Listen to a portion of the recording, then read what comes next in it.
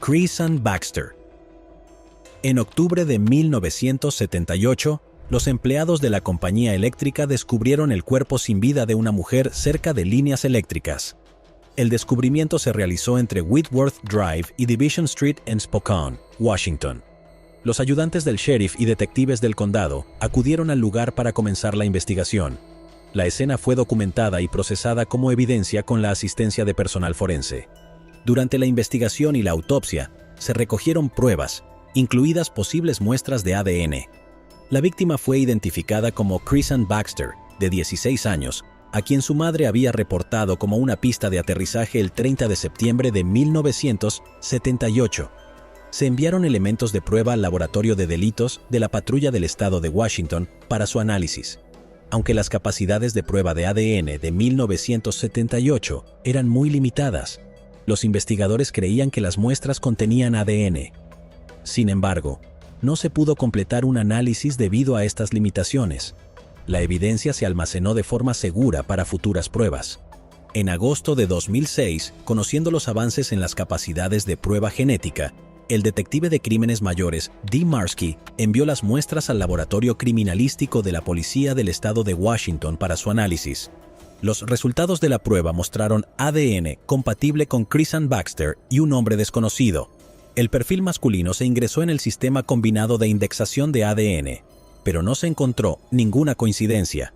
En 2014, el perfil se actualizó en CODIS y se ingresó en el Sistema Nacional de Indexación de ADN, donde se comparó con cada entrada de ADN en la nación de forma rotativa, pero aún no se identificó una coincidencia.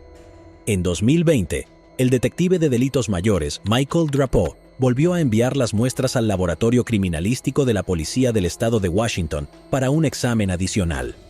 A principios de 2021, una parte de la evidencia forense se envió al laboratorio de Outram, en Woodlands, Texas, para realizar pruebas más avanzadas. Utilizando secuenciación del genoma de grado forense, los científicos de Outram desarrollaron un perfil de ADN completo para el contribuyente masculino desconocido. El equipo genealógico interno de Outram identificó familiares potenciales del hombre desconocido, incluido un descendiente directo del individuo que ya no estaba vivo. Estas pistas fueron proporcionadas al detective del sheriff del condado de Spokane, Michael Drapeau, quien utilizó esta nueva información para realizar una investigación de seguimiento. Luego, se contactó y entrevistó a los familiares vivos del pariente identificado.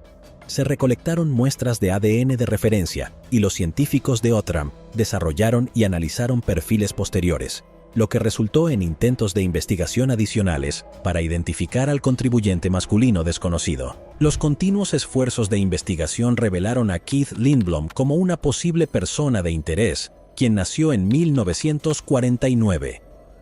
El detective Drapeau buscó en las bases de datos de las fuerzas del orden y descubrió que Lindblom fue arrestado y acusado en el condado de Spokane por un asalto violento en 1975. Concretamente, a una víctima femenina de 16 años cerca del área donde se descubrió el cuerpo de Creason Baxter. Lindblom admitió haber tenido relaciones sexuales con la víctima juvenil y se declaró culpable de agresión en primer grado.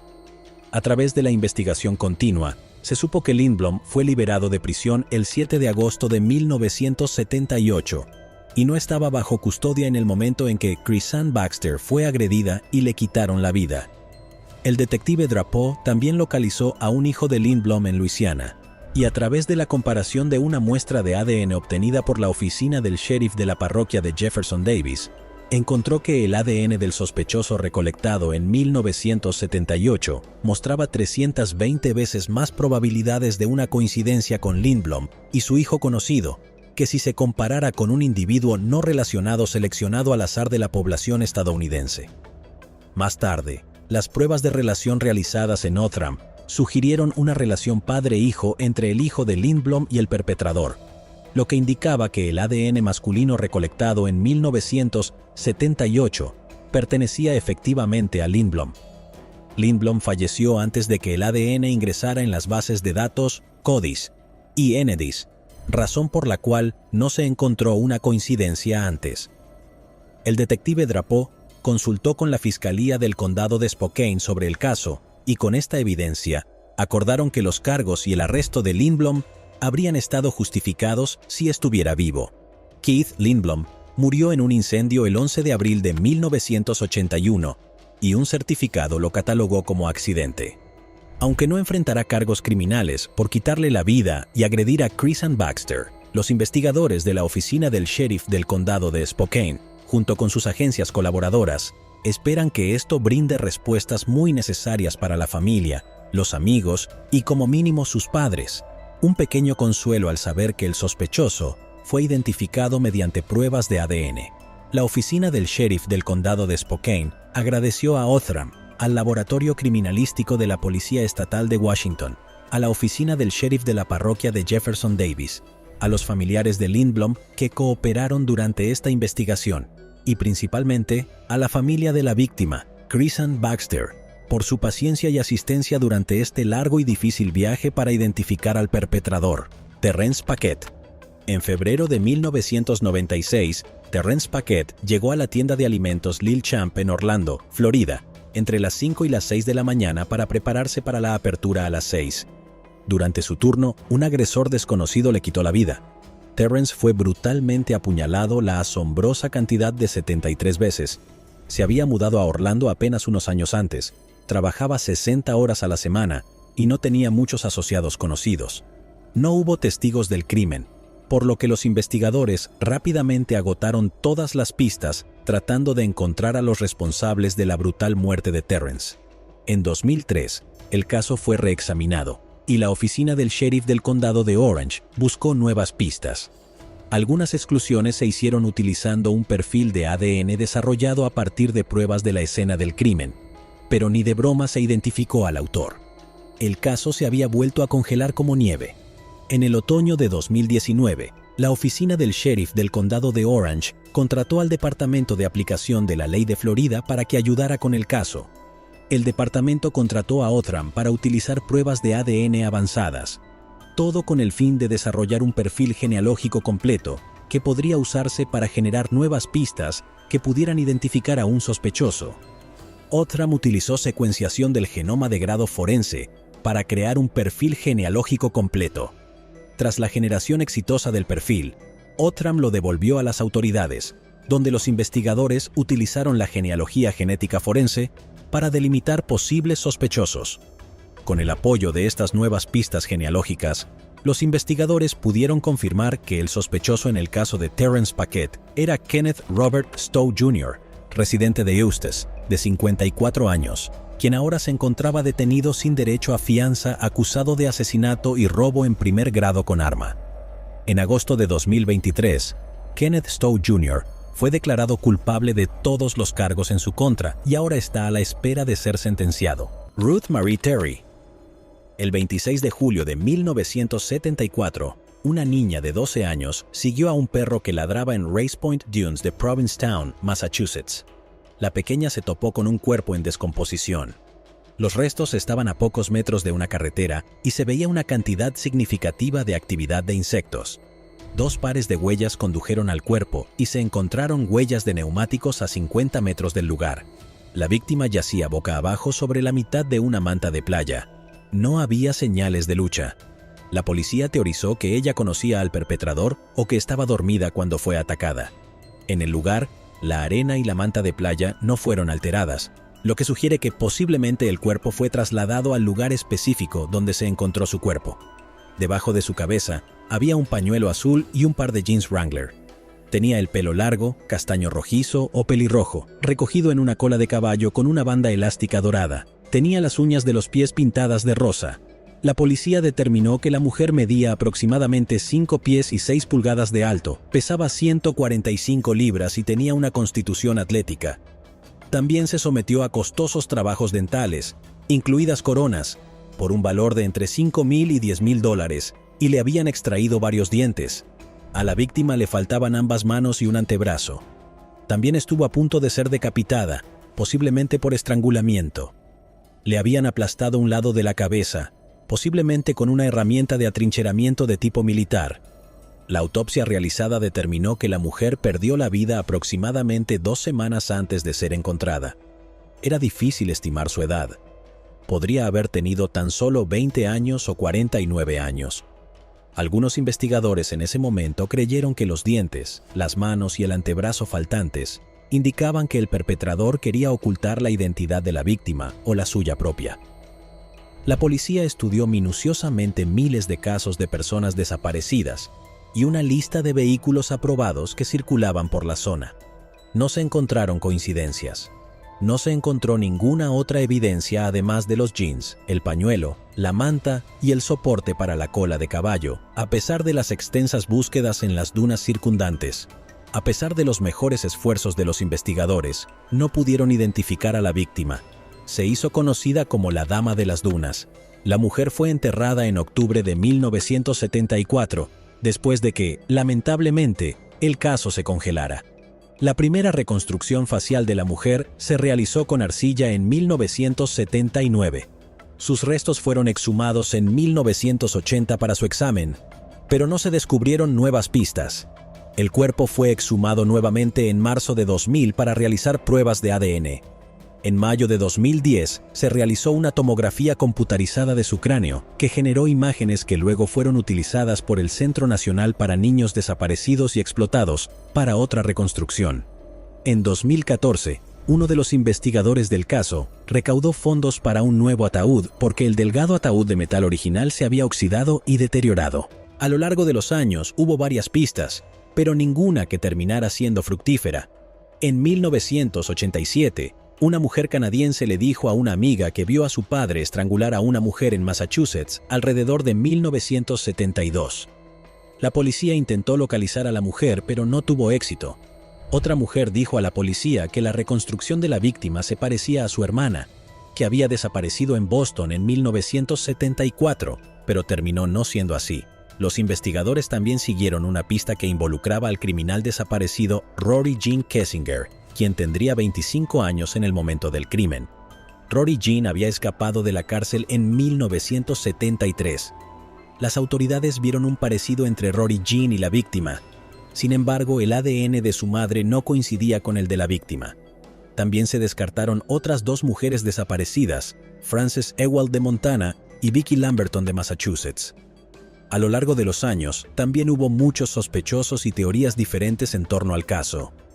En 1981, los investigadores descubrieron que una mujer que se parecía a la víctima fue vista con el mafioso Whitey Bulger en la época en que presumiblemente la mujer fue asesinada.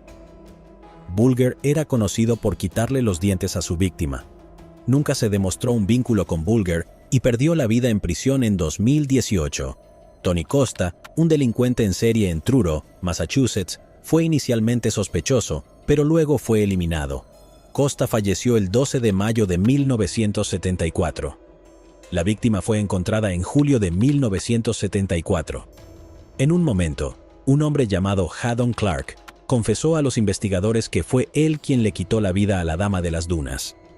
Las autoridades determinaron que Clark padecía esquizofrenia paranoide, una condición que puede llevar a alguien a confesar falsamente sus crímenes. En 2004, Clark envió una carta a un amigo informándole que había matado a una mujer en Cape Cod, Massachusetts. También envió dos dibujos, uno de una mujer desnuda y sin manos, tumbada boca abajo, y otro de un mapa que señala el lugar donde se encontró el cuerpo. En abril de 2000, Clark llevó a la policía a un lugar donde afirmó haber enterrado a dos víctimas 20 años antes. También afirmó que había acabado con la vida de varias otras personas en varios estados entre los años 1970 y 1990. Los investigadores nunca pudieron vincularlo concretamente con el caso de la Dama de las Dunas.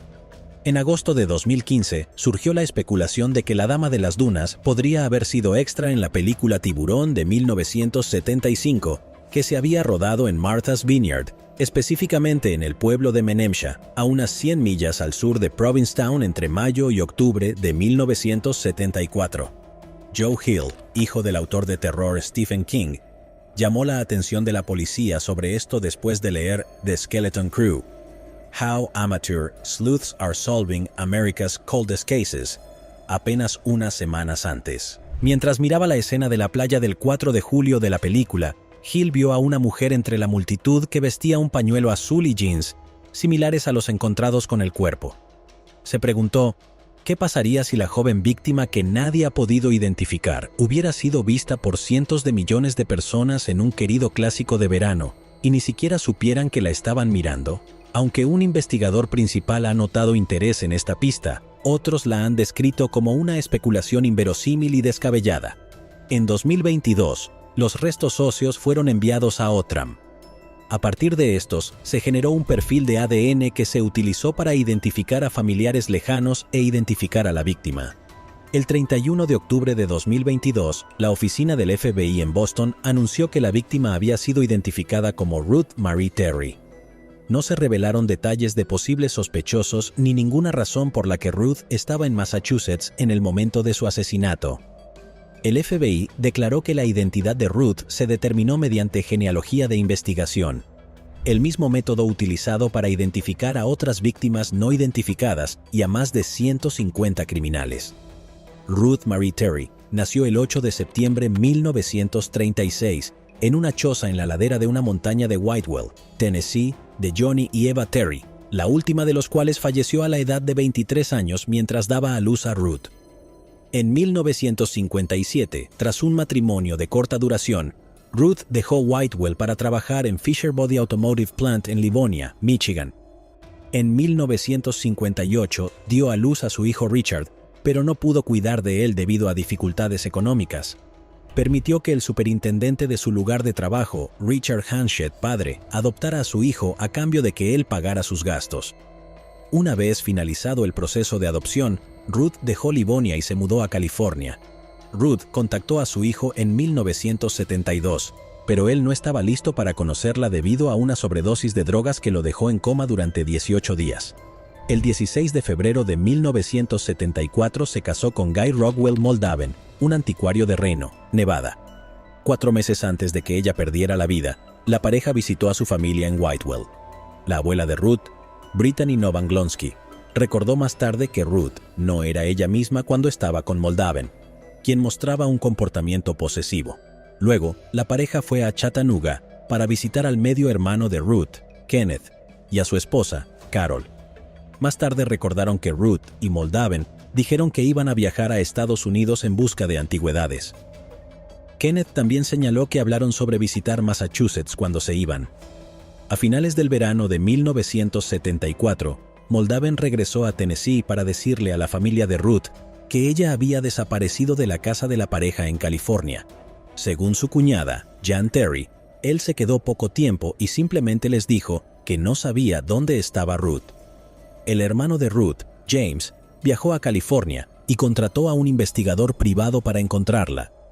El investigador le dijo a la familia de Ruth que todas sus pertenencias habían sido vendidas y que ella había abandonado el estado por voluntad propia después de involucrarse con un culto religioso. En las 2 décadas anteriores a su investigación, Ruth figuraba como fallecida en los obituarios familiares. Algunos familiares teorizaron que ella estaba en un programa de protección de testigos y no podía contactarlos. El 2 de noviembre de 2022, la Policía Estatal de Massachusetts anunció que estaban buscando información sobre el marido de Ruth, Guy Rockwell Moldaven. Nació el 27 de octubre de 1923 y falleció el 14 de marzo de 2002. Moldaven era un huérfano que fue adoptado por Abram Albert Sadoransky Moldaven y Sylvia Lily Silverblatt y tenía un hermano llamado Mikhail Semyon Moldaven. En 1942, Moldaven vivía en la ciudad de Nueva York y asistió a la Academia Estadounidense de Artes Dramáticas. Fue descalificado del servicio activo en el ejército durante la Segunda Guerra Mundial debido a una infección mastoidea. El 11 de mayo de 1946, mientras trabajaba como profesor, se casó con Joellen May Loop en Bellevue, Pensilvania. La pareja vivió en Nueva York y luego en Seattle, Washington, donde Moldaven trabajaba como disc jockey. La pareja se divorció el 16 de julio de 1956. 2 años después, el 30 de septiembre de 1958, Moldaven se casó con Manzanita Eileen Mancy Ryan en Kootenai, Idaho. Manzanita tenía una hija de un matrimonio anterior, Dolores Ann Mayerns, que entonces tenía 18 años. Ambas mujeres desaparecieron en Seattle el Día de los Inocentes de 1960, y Moldaven se convirtió en el principal sospechoso. Sus cuerpos fueron encontrados unos días después en una fosa séptica. Moldaven huyó de Seattle, pero fue arrestado por el FBI y acusado de fuga ilegal para evitar dar testimonio sobre sus muertes. Nunca fue acusado de quitarles la vida, pero cumplió 15 meses tras las rejas por la fuga ilegal por no dar un testimonio. Poco después, el 29 de julio de 1960, Moldaven se casó con Evelyn Marie Emerson en el condado de King, Washington. Se casaron por segunda vez el 10 de agosto de 1963 en Los Ángeles. Posteriormente, Moldaven enfrentó cargos de hurto por estafar a la familia de su tercera esposa, con $10,000 aproximadamente en el momento en que su segunda esposa desapareció. En 1961, fue declarado culpable de esos cargos y sentenciado a 15 años de prisión. Un juez suspendió la sentencia en marzo de 1962, siempre que Moldaven devolviera el dinero. La escritora sobre crímenes reales Ann Rule dedicó una sección de su libro de 2007 a Moldaven en relación con lo que le sucedió a su segunda esposa y a su hija, con una extensa discusión sobre los esfuerzos policiales para conectar a Moldaven con el crimen. Moldaven es también el principal sospechoso del asesinato de Henry Lawrence Red Baird, un camionero de pan de 28 años, y de la desaparición de Barbara Jo Kelly, una camarera de 17 años, en junio de 1950. Barbara fue vista por última vez en condado de Humboldt, California, el 17 de junio de 1950, cuando se embarcó en una cita con Baird, su novio.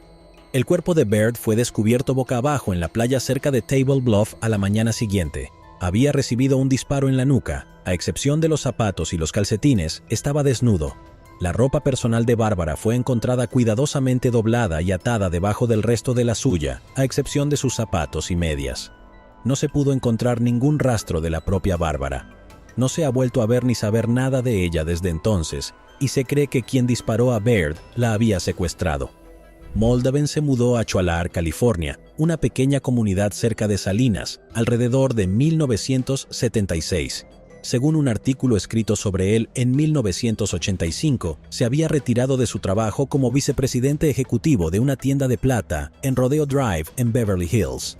En el perfil estaba trabajando en la estación de radio KASU en Pacific Grove como presentador voluntario de un programa semanal de 3 horas de duración sobre el envejecimiento, el crecimiento y las transiciones. También trabajó en un estanco en Carmel. Según su obituario, falleció en su casa de Salinas a causa de una larga enfermedad.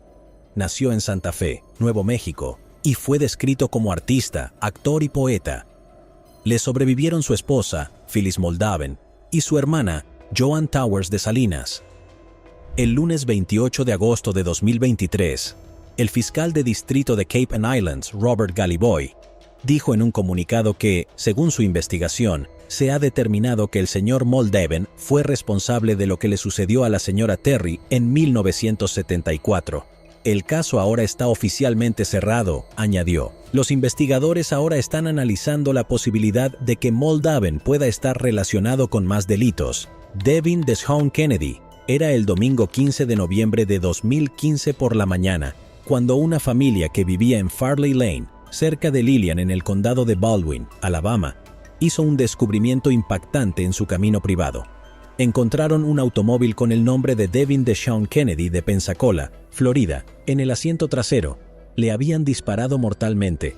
Los investigadores de la oficina del sheriff del condado de Baldwin trabajaron en el caso e identificaron a algunas personas de interés en ese momento.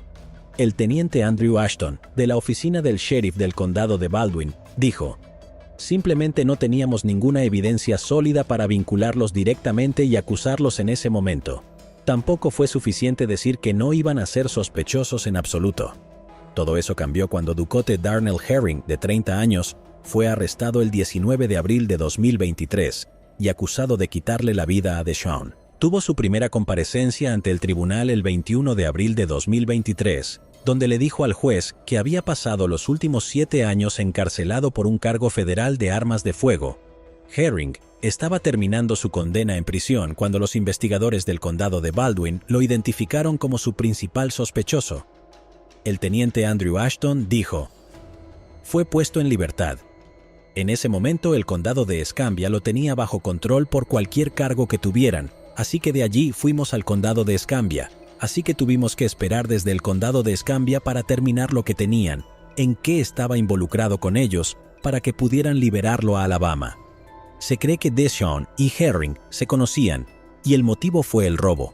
La evidencia sugiere que el tiroteo ocurrió en otro lugar. El teniente Ashton fue el detective principal del caso en 2015, y poder llevar la noticia de este arresto a la familia de la víctima fue un momento especial. Se ha estado prolongando durante años y años, así que creo que hubo algo de alivio y espero que a medida que pase el tiempo aparezca más información. Pero tenemos lo que tenemos con Ducote y me alegro de que podamos seguir adelante, dijo Ashton. En su audiencia de fianza, el juez de distrito Bill Scully fijó una fianza de $150,000.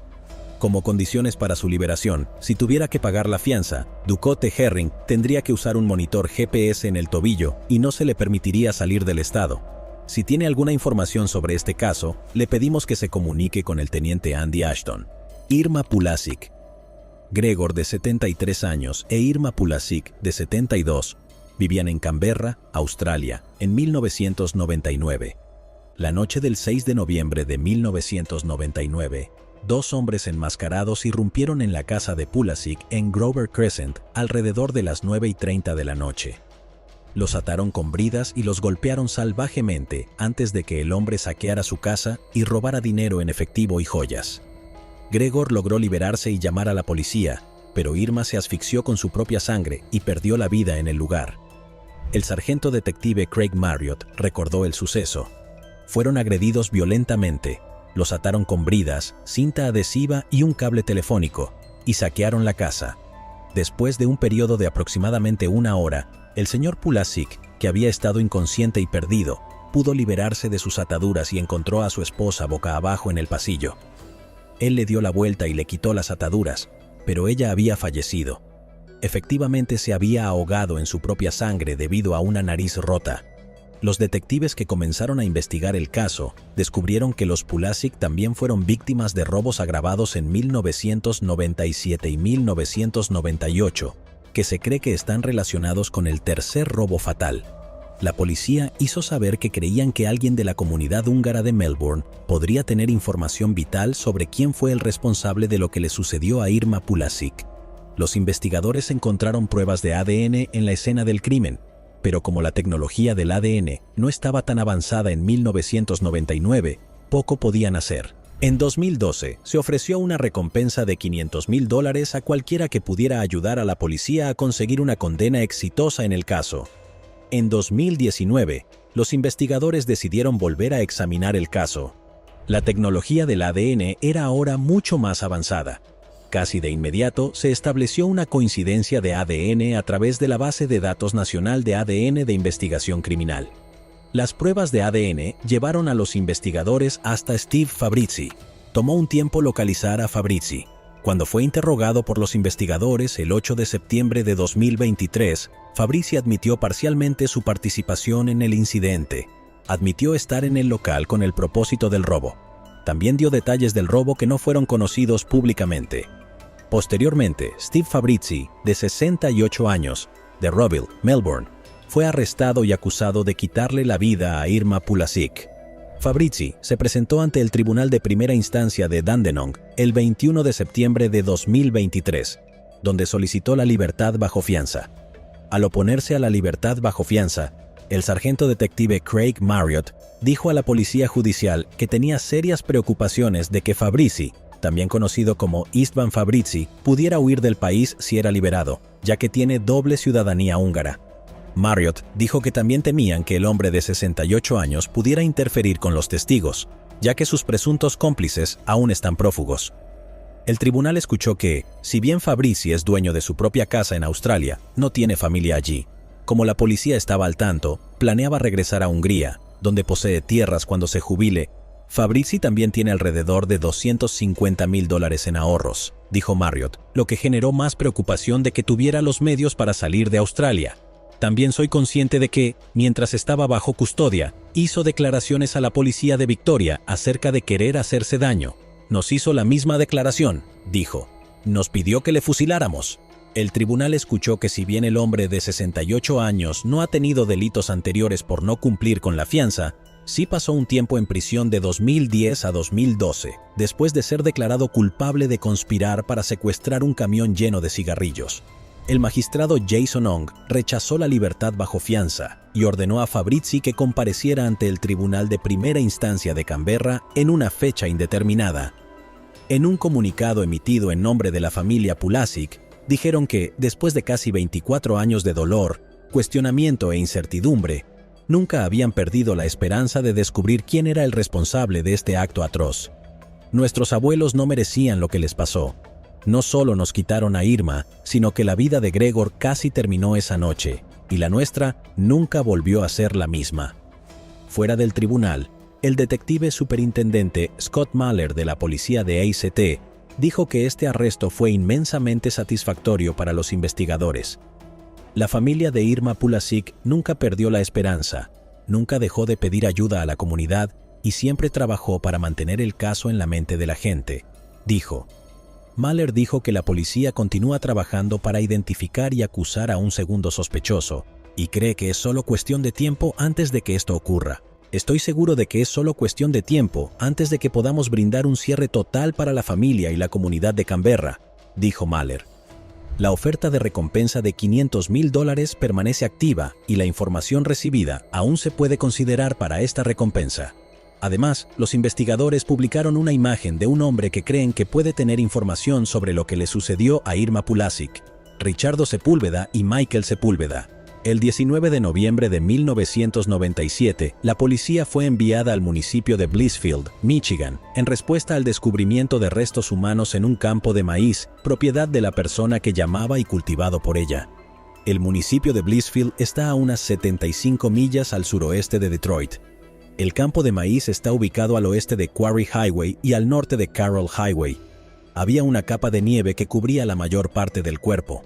Cuando la policía llegó para examinar los restos, observaron el cuerpo de un hombre desnudo, no identificado al que le faltaban la cabeza y ambas manos. Las manos parecían haber sido cortadas justo por encima de la muñeca. Los oficiales también observaron lo que parecían ser estrías en los extremos de los huesos. El cuerpo parecía pertenecer a un hombre hispano de piel clara. El hombre no tenía cicatrices ni tatuajes. Medía 5 pies y 8 pulgadas y pesaba aproximadamente 150 libras. Debido a la extracción de la cabeza y las manos, la Policía Estatal de Michigan nunca pudo realizar una identificación positiva. Un testigo proporcionó un posible nombre, Roberto. El testigo dijo que estaba casado, tenía hijos y tenía una casa donde criaba pollos entre McAllen y Weslaco, Texas. Cuando Roberto se fue de casa, se suponía que viajaría solo a Chicago y luego regresaría. Los investigadores no pudieron encontrar a un Roberto desaparecido que coincidiera con la descripción de la víctima. El 8 de noviembre de 2016, el Sistema Nacional de Personas Desaparecidas e Identificadas publicó un retrato de Roberto basado en lo que el testigo dijo a los investigadores, pero nadie se adelantó para identificar al hombre. El 24 de enero de 2023, Ricardo Sepúlveda, de 51 años, y Michael Sepúlveda, de 49, fueron arrestados por alguaciles estadounidenses en Ohio. Ellos son hermanos. Ambos fueron acusados de quitarle la vida al desconocido. También fueron acusados de agresión para mutilar, conspiración para cometer agresión con intención de mutilar, manipulación de pruebas y conspiración para cometer manipulación de pruebas. Si son declarados culpables, Ricardo Sepúlveda y Michael Sepúlveda se enfrentan a cadena perpetua sin posibilidad de libertad condicional. No se reveló el motivo y las autoridades no dijeron cómo estaban relacionados los sospechosos con el crimen. La abogada de Michigan, Dana Nessel, fue quien anunció los arrestos. Todas las víctimas de delitos merecen justicia independientemente del tiempo que tarde en recibirla, dijo Nessel. Aprecio el arduo trabajo de la Policía Estatal de Michigan, las numerosas agencias policiales locales y federales y a mis fiscales penales por su persistencia en llevar adelante este caso. Desafortunadamente, los funcionarios dijeron que aún se desconoce la identidad del desconocido, pero se cree que es un hombre de 32 años de Corpus Christi, Texas. La policía dijo que existe la posibilidad de que se presenten cargos adicionales contra otras personas que ayudaron en el crimen real o que lo encubrieron. Cualquier persona que tenga información debe llamar al sargento detective Larry Rothman, Leonard James Irving. Leonard James Irving, de 34 años, vivía en Portland, Oregón, en 2011. Su familia y amigos se referían a él como LJ. Tenía 3 hijos de 5, 6 y 7 años. El 25 de junio de 2011, Leonard, vestido con una camisa verde lima y jeans oscuros, salió a celebrar el cumpleaños número 21 de su sobrino. Había salido del trabajo a las 9:30 de la noche de su trabajo en Winco Foods y tenía que presentarse a su trabajo de chef a tiempo parcial en el Courtyard Marriott del Lloyd Center a las 7 de la mañana siguiente. Pero le dijo a su novia que tenía que reunirse con su sobrino en el Sports Bar and Lounge del Season Inn en Northeast 82 Avenue porque la familia era importante. Afuera del bar después de la medianoche, su sobrino Lamar Lovett Hill y otro hombre intercambiaron palabras de enojo y Leonard intervino para calmar la situación. Luego, Leonard cruzó la calle con su sobrino hacia su minivan en el estacionamiento del restaurante chino New Happy Fortune.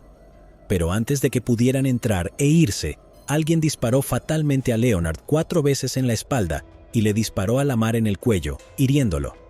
Samuel Thompson, propietario del restaurante Season Inn, dijo que no escuchó los disparos porque estaba en el salón trasero donde los exalumnos de Benson High School estaban celebrando su 10ª reunión. Pero Thompson supo que algo andaba terriblemente mal alrededor de las 12:30 de la noche, cuando la gente entró corriendo en su negocio. Thompson cruzó la calle corriendo y encontró a Leonard boca arriba, con el brazo derecho sobre el pecho al lado de su camioneta y la puerta del conductor abierta.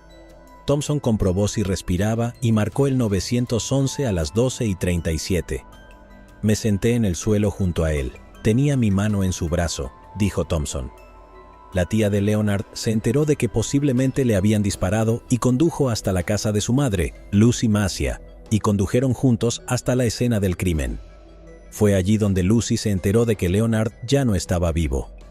Mi hijo era un espectador inocente. Algún cobarde le disparó, dijo. La novia de Leonard, Adrienne Milam, dijo que al principio pensó que era una pesadilla. Se enteró mientras estaba en casa, donde cuidaba a los 3 hijos pequeños de Leonard y a su propia hija de 4 años. Lloré para mis adentros en la almohada, dijo Adrienne. ¿Por qué las personas hacen esto? ¿Por qué es tan fácil para la gente conseguir armas? Sigue siendo surrealista. Estoy pensando que todavía podría estar en el trabajo. Quizás en realidad no se haya ido. Es una locura cómo puede estar allí un día y al siguiente no. No vieron venir al tipo. Realmente duele que haya sido a sangre fría sin ningún motivo. Leonard creció en Portland, pero pasó un tiempo durante sus años de escuela secundaria en Seattle con su padre. La familia lo describió como un padre dedicado que cuidaba a sus hijos en sus días libres y fines de semana, y soñaba con trabajar a tiempo completo como chef. Sus especialidades, las comidas picantes, las costillas en Navidad y el jambalaya. En 2005, Leonard fue sentenciado en un tribunal federal a 60 meses de prisión por distribuir sustancias ilegales y había estado bajo supervisión federal desde junio de 2009. Pensé que en ese momento tenía el corazón roto, dijo su hermana. Pero estaba orgullosa de que Leonard asumiera la responsabilidad de sus acciones y cumpliera su condena sin culpar a los demás. Su familia dijo que maduró, obtuvo su GED y desde su liberación había trabajado duro para llegar a fin de mes para sus hijos, manteniendo 2 trabajos. Los investigadores tenían pocas pistas sobre las que trabajar y lamentablemente el caso quedó congelado poco después de que comenzara la investigación. Luego, en enero de 2023, Juwan Marcian Polk, de 37 años, fue arrestado en relación con lo que le sucedió a LJ Irving. Polk vivía en la cárcel del condado de Multnomah desde mayo de 2022 por otro caso en el que enfrenta cargos similares. Se ha declarado inocente en ese caso. El jefe de la policía de Portland, Chuck Lovell, dijo que estaba encantado con la noticia del arresto. Hablé con la madre de Leonard hoy y ella me transmitió su agradecimiento por el trabajo de los detectives, dijo Lovell en un comunicado. Estoy de acuerdo. Este arresto es la culminación de casi 12 años de trabajo diligente y meticuloso por parte de los investigadores, y les agradezco sus incansables esfuerzos para lograr justicia para Leonard. Aún no se ha hecho pública la fecha del juicio. Samuel Johnson, quien fue una de las primeras personas en la escena del crimen, trabajó anteriormente en Self Enhancement, Inc., una organización sin fines de lucro que trabaja con jóvenes en riesgo.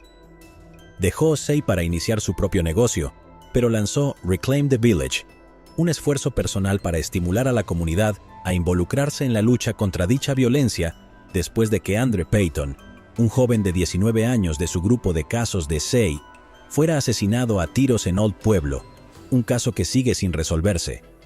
Portland necesita despertar, dijo Thompson. Al final del día, tiene que ser un llamado a la acción. La comunidad necesita empezar a predicar el amor una vez más. Se han quitado demasiadas vidas por tonterías. Debe entenderse que un buen hombre como Leonard perdió la suya. Terry Ladwig. Terry Ladwig, de 28 años, vivía en Concord, California, en 1994. Estaba casada con el suboficial de la Marina Stephen Ladwig. El 2 de diciembre de 1994, Terry fue golpeada y estrangulada en el apartamento que compartía con su marido en Adelaide Street en Concord. Stephen Ladwig encontró el cuerpo de Terry después de regresar de un periodo de servicio sobre el submarino USS Parch. Stephen Ladwig nunca fue sospechoso de su desaparición. La policía no nombró a ningún sospechoso en ese momento. Se tomaron pruebas forenses del apartamento. La única otra pista que tenían los investigadores era que no había señales de entrada forzada. Esto posiblemente significaba que Terry conocía a su atacante. Los investigadores no pudieron identificar a ningún sospechoso y el caso quedó cerrado. El 27 de enero de 2023, James Grimsley, de 55 años, fue arrestado en Salt Lake City, Utah, y acusado de quitarle la vida a Terry Ladwig. Originario de Oregón, Grimsley trabajaba como camionero en Salt Lake City en el momento de su arresto. No estamos seguros del motivo, dijo el teniente de la policía de Concord, Sean Donnelly. No había señales de entrada forzada y podemos suponer que la víctima le dejó entrar al apartamento. Puedo decirles que fue una escena violenta. Parecía que hubo una lucha violenta entre Terry y el sospechoso. Se obtuvieron pruebas forenses de la escena junto con muchas entrevistas realizadas en el momento de la investigación inicial, dijo Donnelly. Sin embargo, en este punto no vamos a indicar la conexión exacta. Esa información puede provenir de la oficina del fiscal de distrito, o de nosotros después de la lectura de cargos. Grimsley fue encarcelado en el condado de Salt Lake con una orden judicial de $1 millón y posteriormente fue extraditado al condado de Contra Costa. Una de las amigas de Terry, Brittany Shores, dijo esto después de que se hizo pública la noticia del arresto. Ella era una gran mujer, tenía una gran personalidad, ella hacía reír a la gente. Ella me alegraría el día cuando entrara. Explicó que en 2019, cuando anunció que el caso estaba resuelto, no estaba claro si podían nombrar legalmente a Hall, ya que había muy pocos precedentes. Esa fue parte de la razón por la que el nombre de Hall no se reveló en ese momento, dijo Chapman, reconociendo que el panorama ha cambiado desde entonces a medida que la genealogía genética se ha vuelto más común. Antes de la publicación de esa información, Chapman voló a Edmonton para contárselo a los familiares de Hall. Se sorprendieron pero mostraron fuerza, dijo. Tenemos que tener en cuenta que cualquier cosa que Frank Hall haya hecho en su vida no es un reflejo de estas personas, dijo Chapman. Ellos también han sido víctimas de esta información. Según Chapman, los registros policiales no están claros sobre si la casa de Hall fue registrada como parte de la investigación inicial en 1971. Sin embargo, Hall era conocido por la policía en Windsor y en otros lugares, principalmente por delitos contra la propiedad como robo. Aunque su nombre no era conocido por el público, otras agencias policiales han tenido conocimiento de Hall desde 2019. Ahora que el nombre de Hall está disponible, Chapman cree que podría generar más pistas del público sobre otros casos. Esto dará potencialmente nueva vida a diferentes investigaciones, afirmó. Es enteramente posible. Rachel Sendejas y Lisa Gondek. El 18 de enero de 1981, dos repartidores de periódicos de 9 y 14 años tropezaron con un cuerpo femenino en Camarillo, California. El cuerpo pertenecía a Raquel Sendejas, de 20 años, y fue encontrado en un garaje. El estacionamiento techado estaba ubicado justo al otro lado de la calle de su apartamento, que compartía con su hermano y sus dos hijas pequeñas, de 1 y 2 años. Rachel era estudiante de un colegio comunitario. Una autopsia determinó que había sido estrangulada y agredida. Los investigadores descubrieron que ella había salido por la noche y contrató a un par de niñeras para que cuidaran a sus hijas. Después de regresar de una velada de fiesta, Rachel llevó a las niñeras a casa. Los funcionarios declararon que creen que a Rachel le quitaron la vida después de que ella regresó e intentó salir de su vehículo. Los detectives de la oficina del sheriff investigaron el caso hasta que se agotaron todas las pistas y el caso quedó cerrado. 11 meses después de que Rachel perdiera la vida, ocurrió un crimen muy similar no muy lejos de su casa. En la noche del 11 de diciembre de 1981, Lisa Gondek, de 21 años, trabajadora minorista que vivía en Oxnard, California, a unas 10 millas al oeste de Camarillo, asistió a un club en la base naval de Port Hueneme. Después de ir juntas a una discoteca, los amigos de Lisa la dejaron en su casa alrededor de la 1:30 de la madrugada. A las 3 de la mañana, el vecino de Lisa llamó a la policía para informar sobre un incendio proveniente de su apartamento. Después de que los miembros del departamento de bomberos de Oxnard extinguieran los incendios, el cuerpo de Lisa fue descubierto en la bañera. Al igual que Rachel, ella también había sido estrangulada y agredida. Los casos se investigaron por separado hasta 2002, cuando se envió una nueva mirada al ADN del sospechoso de la escena del crimen de Rachel al sistema de índice combinado de ADN del FBI. La búsqueda no arrojó resultados, pero en 2004, los investigadores que investigaban el caso de Lisa notificaron a la oficina del sheriff del condado de Ventura y anunciaron que habían vinculado ambos casos a un solo sospechoso mediante pruebas de ADN.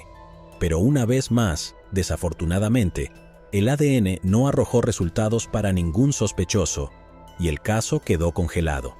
En diciembre de 2019, la unidad de casos sin resolver del condado de Ventura intervino y abrió una línea de investigación utilizando la genealogía genética, la práctica ahora común de identificar posibles parientes biológicos mediante pruebas de ADN avanzadas.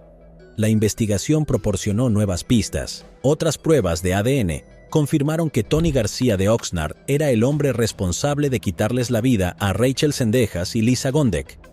Tony García, de 68 años, fue arrestado el 7 de febrero de 2023 en Oxnard, California. El sheriff Jim Freihoff declaró que García nació en Roswell, Nuevo México, pero se alistó en la Marina de los Estados Unidos y estaba destinado en Point Mugu, cerca de Oxnard. Fue dado de baja en 1980, pero permaneció en la zona, donde se convirtió en estudiante e instructor de karate durante muchos años. El hecho es que este sospechoso ha estado escondido a plena vista durante más de 40 años, dijo el sheriff Freihoff. El jefe Benítez dijo que identificaron una serie de denominadores comunes entre el sospechoso y las víctimas, pero se negó a decir cuáles eran. Benítez dijo que Lisa vino a visitar Oxnard desde Connecticut para un viaje planificado de 2 semanas para visitar a un amigo en la Marina de los Estados Unidos y decidió mudarse a Oxnard meses antes de que terminara su vida. Sin embargo, no está claro si Lisa y García se conocían y si él era el amigo que ella vino a visitar. El fiscal de distrito del condado de Ventura, Eric Nazarenko, dijo que, después de más de 4 décadas, la justicia llega a las familias de Rachel Zendejas y Lisa Gondek. Como lo demuestra este caso, se pueden presentar cargos en cualquier momento y no hay plazo de prescripción. Agradecemos a la oficina del sheriff del condado de Ventura, a la oficina de investigación del fiscal de distrito y al departamento de policía de Oxnard por nunca darse por vencidos en la búsqueda del asesino de Rachel y Lisa. Los investigadores están indagando la posibilidad de que García esté involucrado en otros delitos y están pidiendo ayuda al público. Cualquier persona que tenga información puede comunicarse con la Oficina de Delitos Mayores de la Oficina del Sheriff del Condado de Ventura o enviar un correo electrónico a su unidad de casos sin resolver. Noel Russo. El 27 de junio de 1983, los ayudantes del sheriff fueron llamados a un área no incorporada de Roanoke Park, una ciudad planificada de tamaño mediano a unas 50 millas al norte de San Francisco, California. Un niño de 7 años se topó con un cuerpo femenino detrás de una oficina de bienes raíces en la esquina de Petaluma Hill Road y East Cotati Avenue. Cuando llegó la policía, descubrieron que la mujer había sido golpeada mortalmente con madera de una pila de madera cercana. Se recogieron elementos de prueba de la escena del crimen y se almacenaron para poder utilizarlos más adelante. Los investigadores identificaron rápidamente a la mujer como Noel Russo, de 37 años. Fue vista por última vez 3 días antes de que se encontrara su cuerpo el 24 de junio de 1983. Según los amigos de Noel, Ella había estado peleando con un novio y se fue a vivir con un amigo a Santa Rosa, California. Esa noche, su amiga la llevó a Courthouse Square, donde Noel iba a tomar un autobús de Golden Gate Transit para regresar a su departamento en Rohnert Park. De allí desapareció. Los detectives comenzaron a reconstruir la vida de Noel. Había crecido en el condado de San Mateo y en 1962 apareció en los titulares locales por ser nombrada Miss Burlingame. La joven de 16 años le dijo al San Mateo Times que su sueño era convertirse en modelo y que su deporte favorito era bailar twist. No podría haber estado más sorprendido, dijo el alegre adolescente. Nunca en el mundo pensé que ganaría. Solo entré para complacer a mamá. Una foto que acompañaba al artículo mostraba a Noel radiante, con los brazos llenos de un ramo de flores. En las siguientes 2 décadas, se casó, se divorció 2 veces y tuvo un hijo. Había trabajado durante un tiempo como guardabosques en prácticas en Colorado. Posteriormente, regresó a su casa en el área de la Bahía, donde asistía a Santa Rosa Junior College cuando le quitaron la vida. Vivía en un apartamento en Abram Avenue, en Rohnert Park, con su hijo de 18 años. Tenía planes de mudarse a Boys Hot Springs. A Noel le encantaba andar en bicicleta por la ciudad. Era conocida por hacer autostop y a sus amigos les preocupaba que confiara demasiado en los extraños. Los detectives creyeron que Noel nunca abordó un autobús de regreso a Rohnert Park. Parecía que se había encontrado con alguien antes de que llegara. En los días posteriores al asesinato, los investigadores utilizaron un dibujante para dibujar a Noel con la ropa que llevaba el 24 de junio de 1983 y lo hicieron circular con la esperanza de encontrar pistas. Los agentes y detectives recogieron una cantidad significativa de pruebas durante la investigación y se realizaron numerosas entrevistas. Los detectives descubrieron ciertas personas de interés a lo largo de los años, pero no se realizaron arrestos y el caso quedó congelado. La oficina del sheriff reabrió el caso en 2010. Durante los siguientes 12 años, los detectives comenzaron a utilizar tecnología de análisis de ADN y presentaron varias pruebas al Laboratorio Criminalístico del Condado de Santa Clara y al Instituto de Investigación Serológica. En un comunicado de prensa, las autoridades anunciaron que Alfredo Carretero Jr., de 65 años, fue detenido el 2 de octubre de 2023. Fue acusado de quitarle la vida a Noel Russo. El agente Rob Dillon dijo que la familia de Russo ha sido notificada del arresto y agradecería privacidad. Carretero Jr. fue una de las personas de interés originales en el caso, dijo la oficina del sheriff. Tenía 25 años cuando ocurrió el crimen. Fue identificado positivamente como el hombre responsable de lo que le sucedió a Noel, según el ADN y otras pruebas. Carretero Jr. está detenido en el centro principal de detención de adultos del condado de Sonoma sin derecho a fianza. El diputado Rob Dillon también dijo: a lo largo de esta investigación, los detectives trabajaron estrechamente con la oficina del fiscal de distrito del condado de Sonoma, la oficina del sheriff del condado de Sonoma y la oficina del fiscal de distrito del condado de Sonoma se dedican a hacer justicia para las víctimas, ya sea que el caso sea nuevo o antiguo. La unidad de USI continúa investigando muchos casos sin resolver y buscando incansablemente justicia para las víctimas de delitos violentos.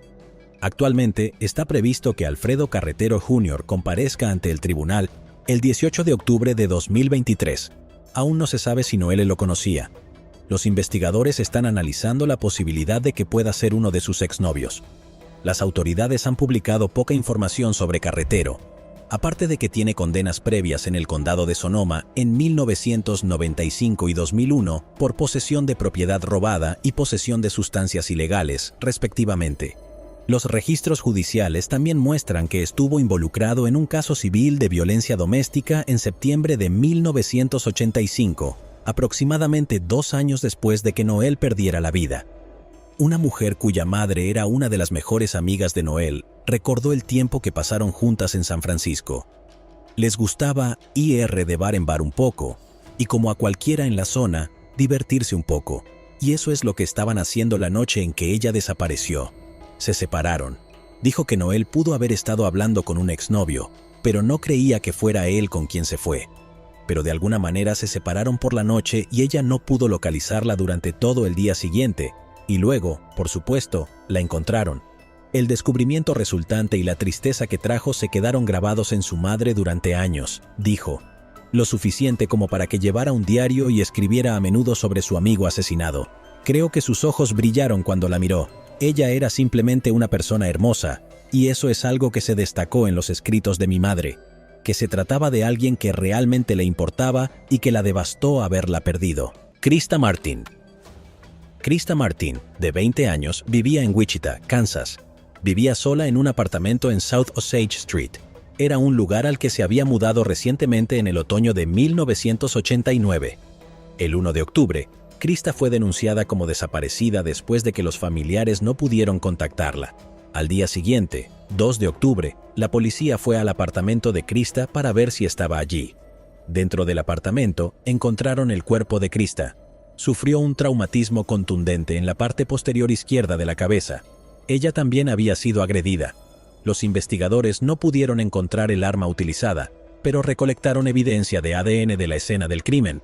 Se observó que no había señales de entrada forzada. En ese momento, las pruebas de ADN y los sistemas CODIS no estaban disponibles. No obstante, la evidencia de ADN se conservó cuidadosamente.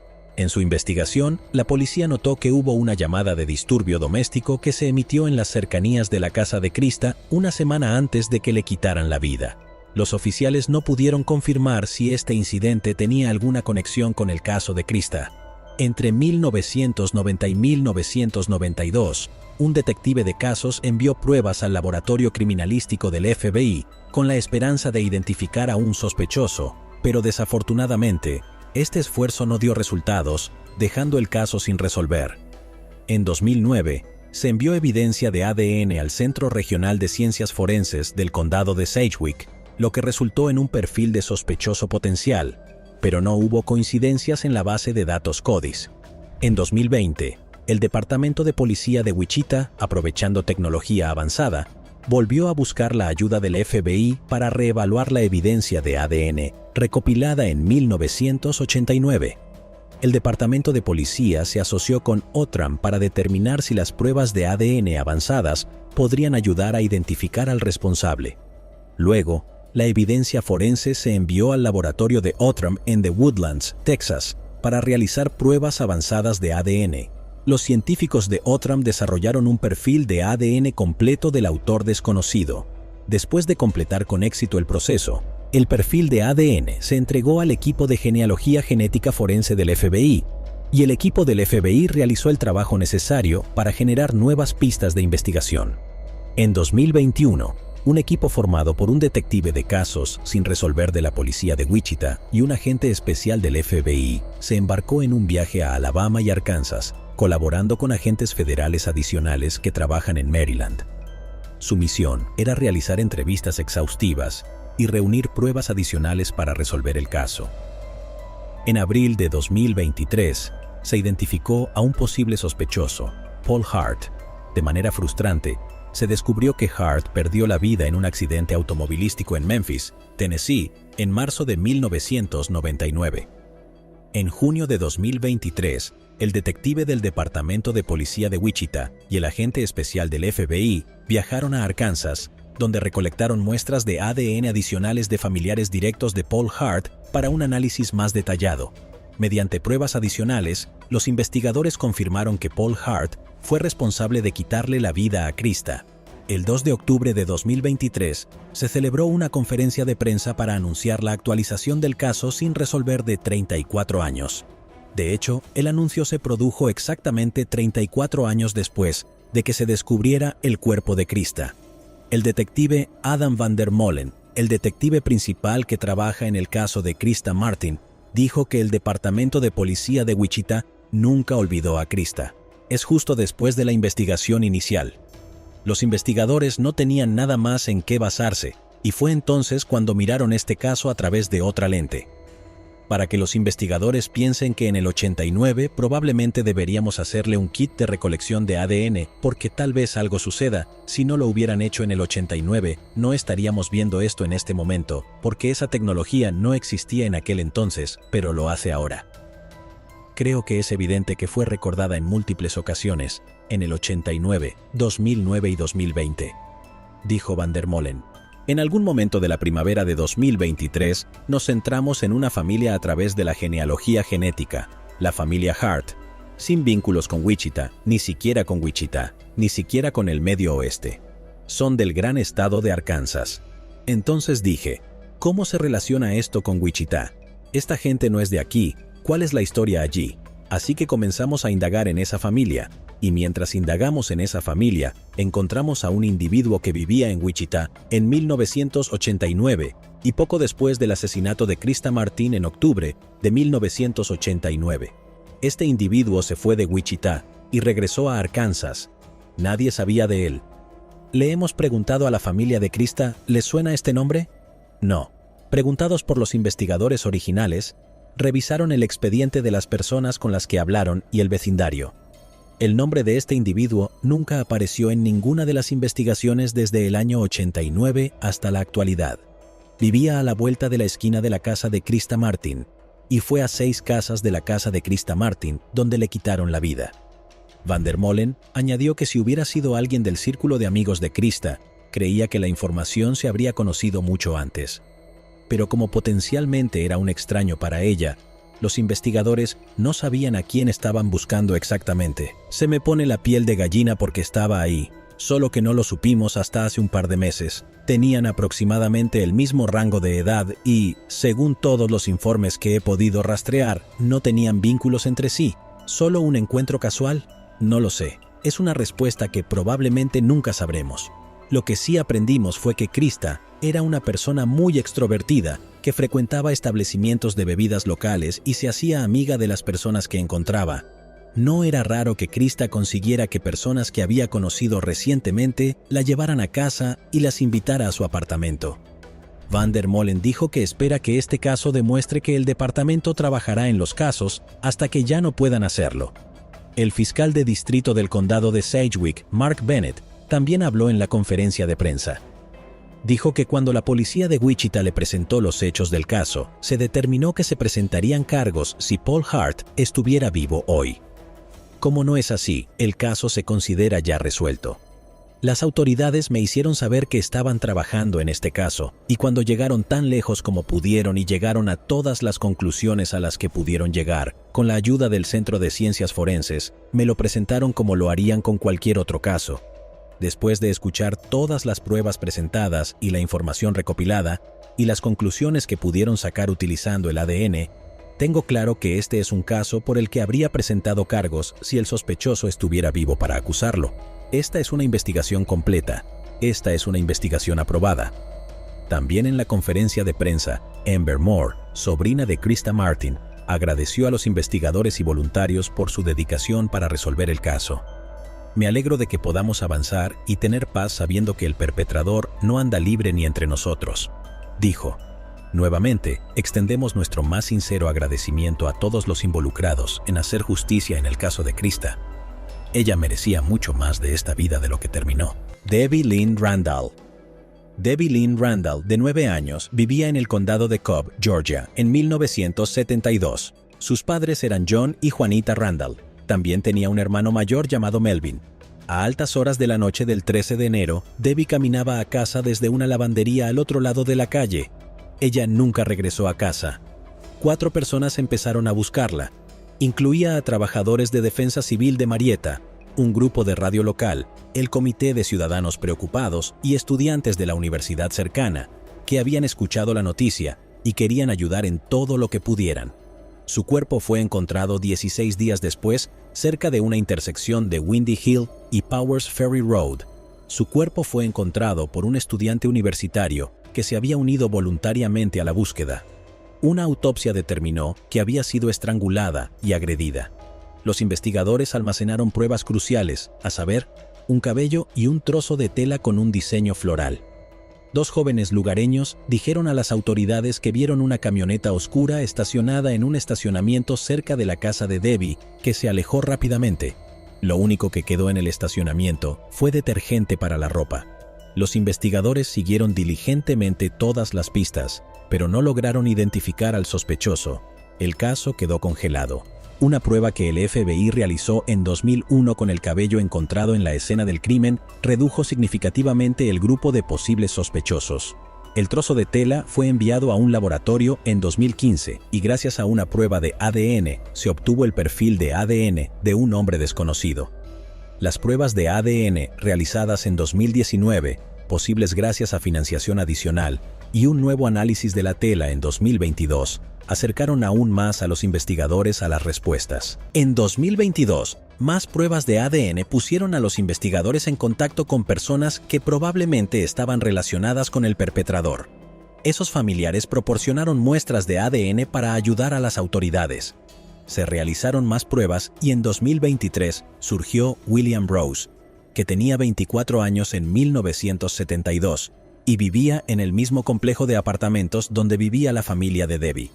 Rose se quitó la vida 2 años después de acabar con la vida de Debbie. Los investigadores hicieron el anuncio en septiembre de 2023 de que Rose es el hombre responsable. El fiscal de distrito del condado de Cobb, Flynn Brody, dijo: «Puede que nos lleve algo de tiempo, pero con las nuevas tecnologías que surgen todos los días, haremos todo lo posible para resolver nuestros casos sin resolver y asegurarnos de llevar a las personas ante la justicia. La respuesta que damos hoy no la traerá de regreso. No podemos extraer justicia del perpetrador, pero sé que debe responder ante un poder superior».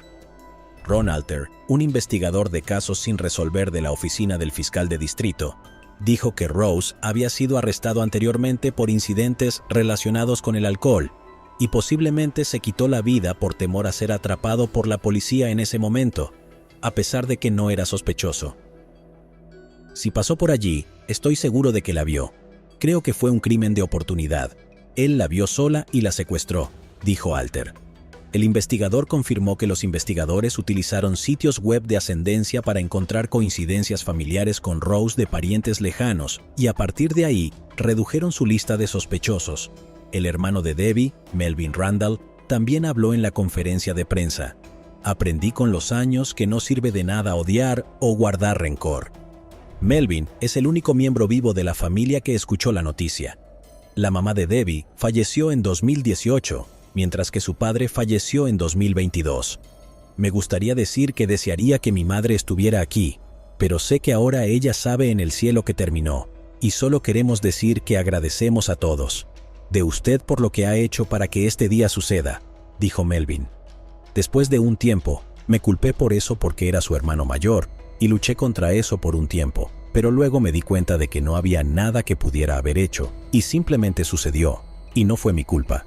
Simplemente estoy agradecido por la comunidad. Es un alivio que no fuera nadie a quien conocíamos, y fue genial que todo haya terminado. Nos pesa mucho desde hace mucho tiempo. A pesar de las pérdidas que ha soportado y las dolorosas circunstancias que las rodearon, Melvin Randall dijo que no estaba enojado ni con Rose ni con su familia. «Sé que ellos también están luchando por pasar por esto. Fue duro para nosotros y estoy seguro de que también lo es para ellos. Les deseo a todos lo mejor. Que Dios los bendiga y no tengo ninguna animosidad hacia ellos». Morris Nix, un detective retirado de la oficina del sheriff del condado de Cobb que trabajó en el caso, dijo que la tecnología no envejece, no se jubila, no se enferma y no se rinde. La tecnología buscaba a William Rose y lo encontró en la tumba. Domitia Álvarez. Domitia Álvarez, de 38 años, fue encontrada apuñalada varias veces en la oficina del taller de reparación de automóviles de su familia en B Street en West Houston, el 24 de abril de 2009. Sucumbió a sus heridas en el lugar. Los investigadores del Departamento de Policía de Houston pudieron recolectar evidencia de ADN, pero no tenían otras pistas y el caso quedó congelado. En 2021, el equipo de casos abiertos del Departamento de Policía volvió a examinar las pruebas del caso como parte de un proyecto de revisión del caso. Identificaron a Jorge Treviño Cárdenas mediante evidencia de ADN y encontraron información adicional que lo implica en el caso. Cárdenas, de 50 años, fue acusado de quitarle la vida a Domitia el 26 de enero de 2023. Las autoridades dijeron que actualmente cumple una condena por un delito no relacionado. Los investigadores no revelaron un posible motivo y tampoco dijeron si Domitia y Cárdenas se conocían. Cualquier persona que tenga información adicional sobre este caso debe comunicarse con el Departamento de Policía de Houston o con Crime Stoppers. Crystal Rogers. Crystal Rogers, de 35 años, vivía en Bardstown, Kentucky, con su novio, Brooks Houck, su hijo Eli, de 2 años, y sus 4 hijos de su matrimonio anterior en 2015. Conocida como la capital mundial de los Borbones, Bardstown es una pequeña ciudad con una población de poco menos de 14,000 personas. Crystal era la hija mayor de Tommy y Sherry Ballard. Según todos los indicios, eran muy cercanos. Tenía 2 trabajos para asegurarse de que sus 5 hijos estuvieran siempre bien cuidados. Crystal, Eli y Brooks visitaron la granja de su familia el fin de semana del 4 de julio. Es una granja de 245 acres ubicada a unas 9 millas al sur del centro de Bardstown. Crystal dejó a 2 de sus hijos en la casa de su exmarido y dejó a 2 niños con una niñera. En la mañana del 4 de julio de 2015, Brooks se despertó y Eli estaba a su lado, pero no había señales de Crystal. Ella había desaparecido por completo. Su coche no estaba en el camino de entrada. Curiosamente, Brooks no denunció su desaparición. Continuó celebrando el 4 de julio con su familia en la finca. Según él, al principio no le preocupaba su ausencia, ya que ella salía a menudo con amigos y se quedaba fuera hasta tarde, y a veces no regresaba a casa hasta la mañana siguiente. La familia de Crystal, sin embargo, se preocupó de inmediato. Comenzaron a preocuparse después de múltiples intentos de contactarla ese día sin que ella contestara su teléfono. La madre de Crystal, Sherry Ballard, denunció su desaparición 2 días después, el 5 de julio. Después le dijo al periódico: "Le dije a Brooks que iría al departamento de policía para denunciar su desaparición, y él dijo que eso es lo que debía hacer". También el 5 de julio, el padre de Crystal, Tommy Ballard, encontró su Chevrolet Impala 2007 color granate. Estaba estacionado con una llanta pinchada en la milla 14 de Bluegrass Parkway. Las llaves aún estaban en el contacto y en el interior también se encontraron su bolso y su teléfono celular. El asiento del conductor no estaba en su posición habitual. La familia de Crystal supo inmediatamente que ella no había sido la última persona en conducir el coche. Lamentablemente, el descubrimiento del vehículo de Crystal no ofreció ninguna pista sobre su paradero. Posteriormente, su familia anunció una recompensa de $25,000 por información que condujera a su desaparición.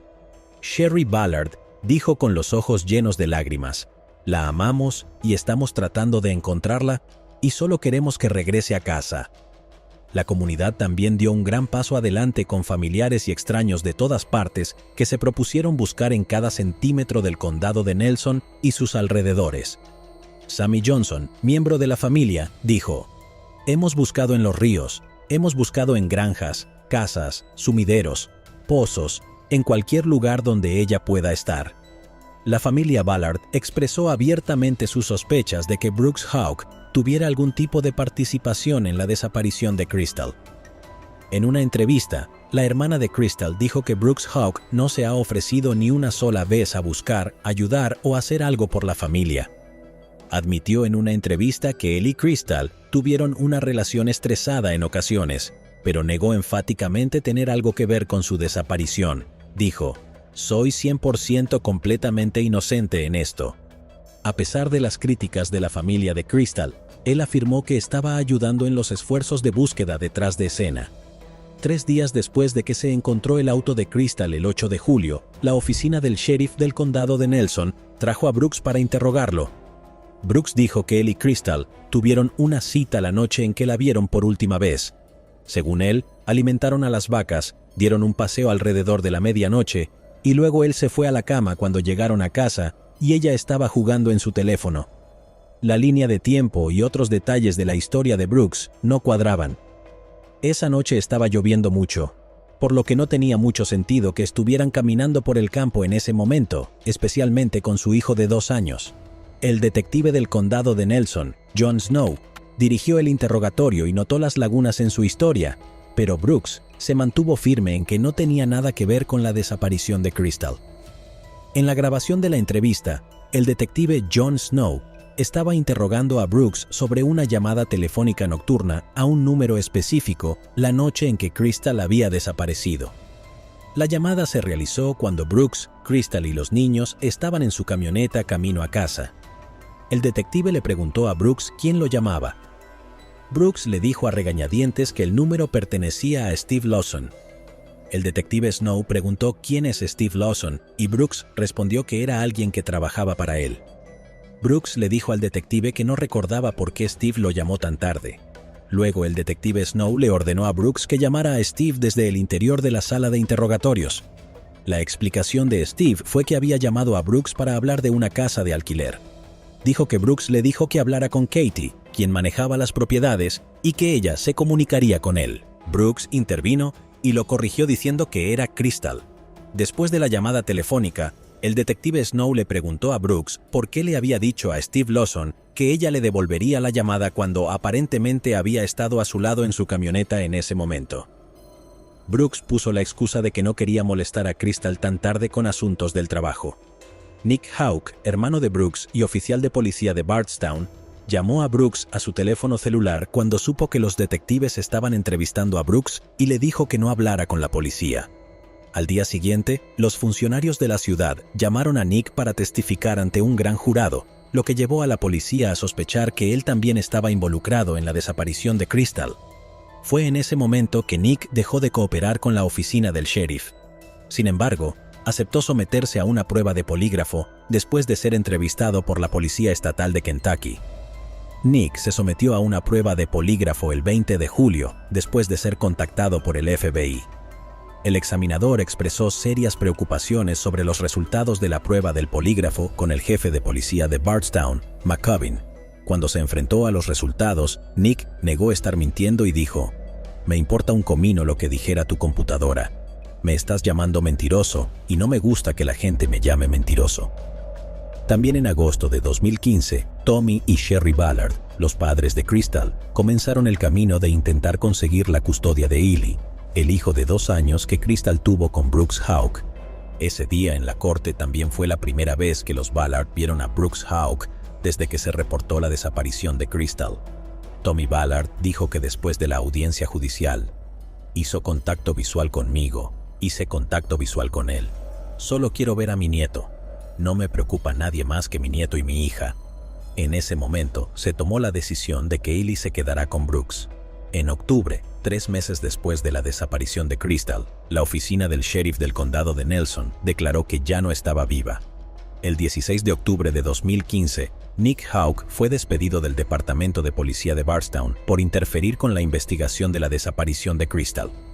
Fue acusado de advertir a su hermano que los detectives planeaban entrevistarlo y aconsejarle que no hablara con ellos. Más tarde, Nick le dijo a la Policía Estatal de Kentucky que solo se comunicó con su hermano para decirle que podrían estar tratando de hacerle tropezar y que debía protegerse. La Policía Estatal de Kentucky nombró oficialmente a Brooks Hawk sospechoso de la desaparición de Crystal en octubre de 2015. Un oficial de policía dijo: «Tengo 8 páginas de circunstancias que me llevaron a mirar en dirección a Brooks Hawk». Hawk continuó negando su conexión con la desaparición y dijo: «El nombre de toda mi familia está destrozado por algo que ni siquiera está relacionado conmigo. Requiere mucha energía y esfuerzo. Ni siquiera puedo ir al costado de la carretera sin que parezca culpable. Esto empieza a volverse una tontería. No necesito un abogado. Soy inocente. Esto para mí está empezando a ser una tontería». Luego, la policía publicó imágenes de las entrevistas policiales por separado de los hermanos Hawk. En diciembre de 2015, un periódico local informó del arresto de Danny Singleton por 38 cargos de malas palabras, después de que supuestamente mintiera bajo juramento ante un gran jurado en relación con la investigación de la desaparición de Crystal. Singleton es un amigo cercano y empleado de Brooks Hawk desde hace mucho tiempo. Más tarde, Singleton se declaró culpable y fue puesto en libertad después de estar bajo custodia durante 6 meses. Un Buick blanco se convirtió en una prueba importante cuando un investigador privado descubrió que uno estaba estacionado en la granja Hawk la noche en que Crystal desapareció. La abuela de los hermanos Hawk, Anna Whitesides, era dueña de un Buick blanco, pero lo vendió varias semanas después de la desaparición de Crystal. En junio de 2016, las autoridades emitieron una citación para que el hombre de 82 años testificara ante un gran jurado. La citación indicó que el automóvil pudo haber sido utilizado para deshacerse de un cuerpo limpiarlo y venderlo en un intento de evitar que se descubrieran pruebas. Anna Whitesides invocó sus derechos de la Quinta Enmienda y se negó a testificar ante un gran jurado por temor a incriminarse a sí misma. El abogado de Whitesides dijo: según el abogado Jason Floyd, la declaración de Anna Whitesides a la policía y la información del propietario y comprador del automóvil fue suficiente. Luego, un juez dictaminó mantener confidenciales todos los procedimientos futuros que involucren a Whitesides.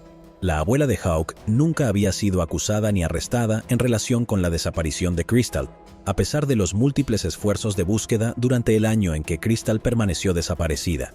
Luego, en agosto de 2016, se llevó a cabo una búsqueda más intensiva en la granja de la familia Houck.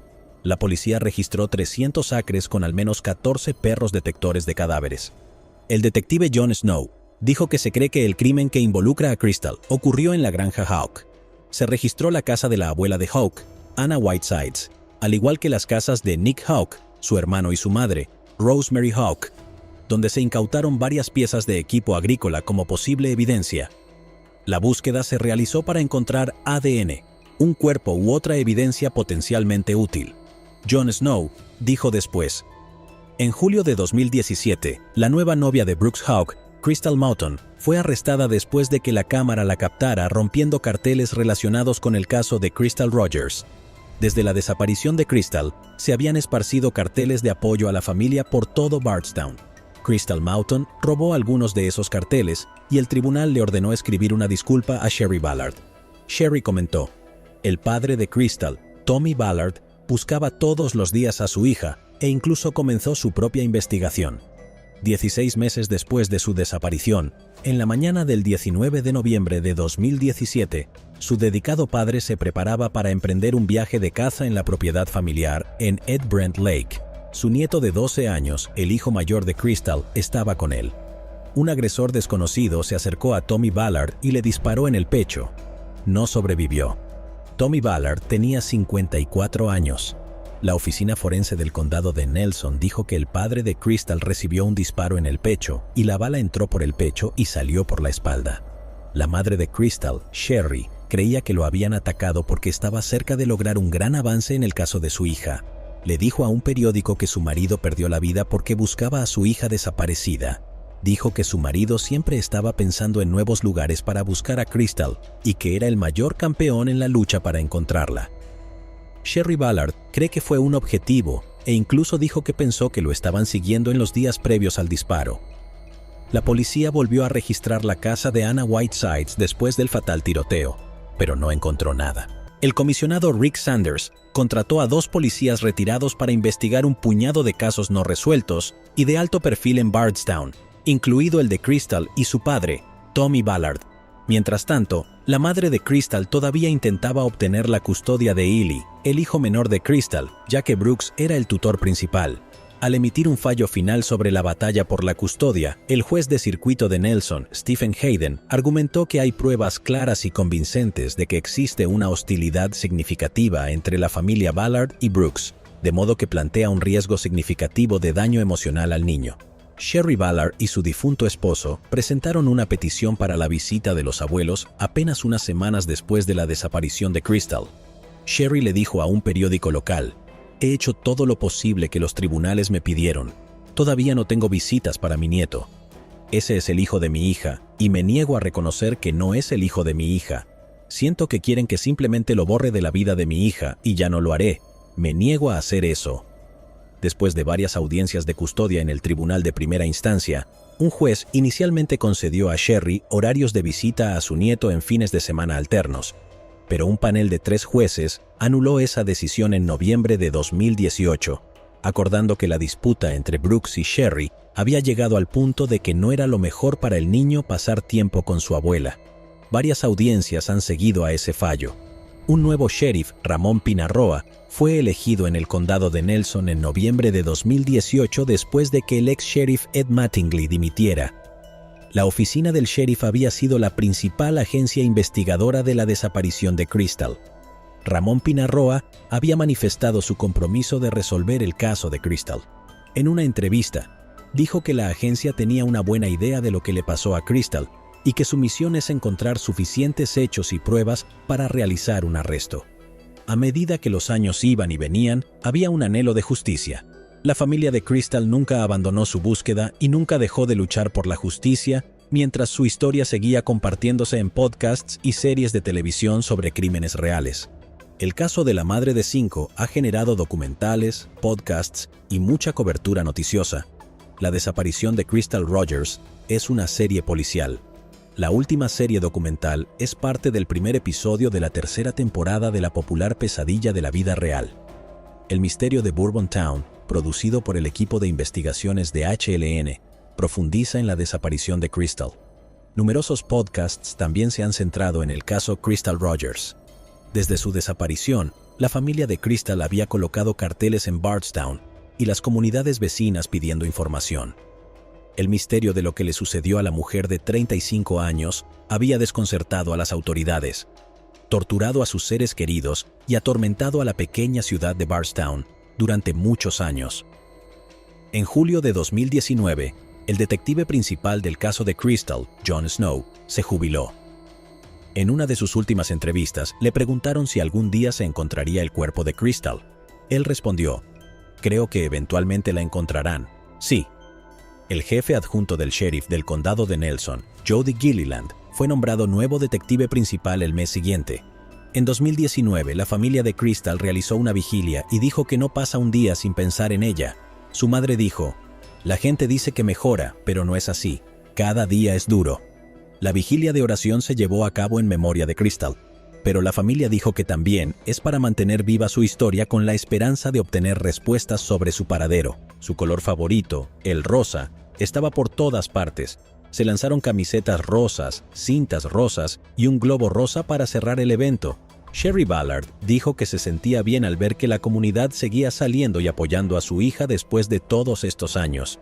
Y añadió: "Voy a traer a mi hija a casa, no importa cuánto tiempo tarde".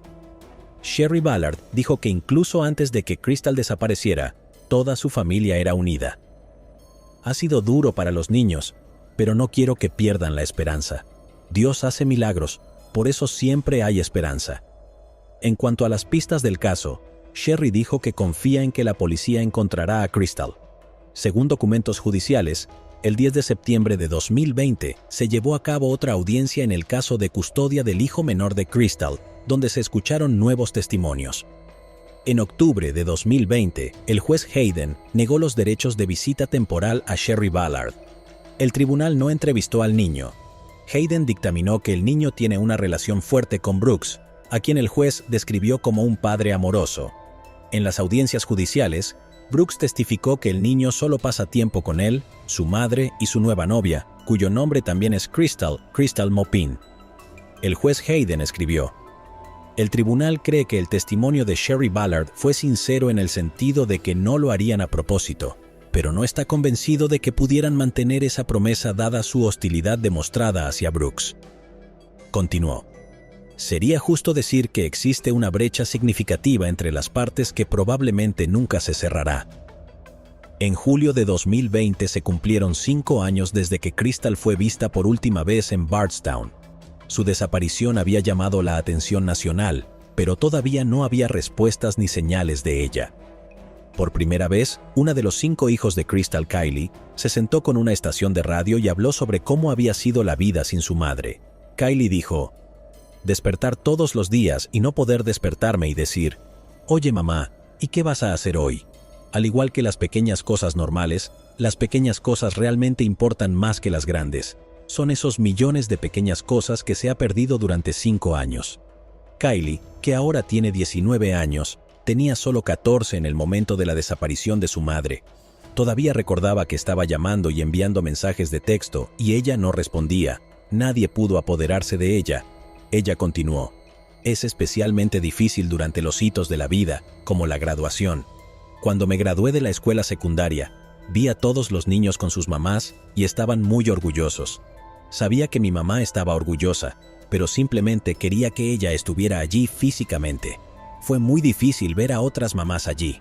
Kylie dijo: "Eso después de un día así, y casi todos los días le escribe a su mamá en un diario, contándole esto, y luego en la página siguiente le diré: Bueno, esto es muy serio. Como deberías haber estado allí. Como si ella estuviera justo encima de mi hombro, respondiéndome y leyendo lo que estoy escribiendo.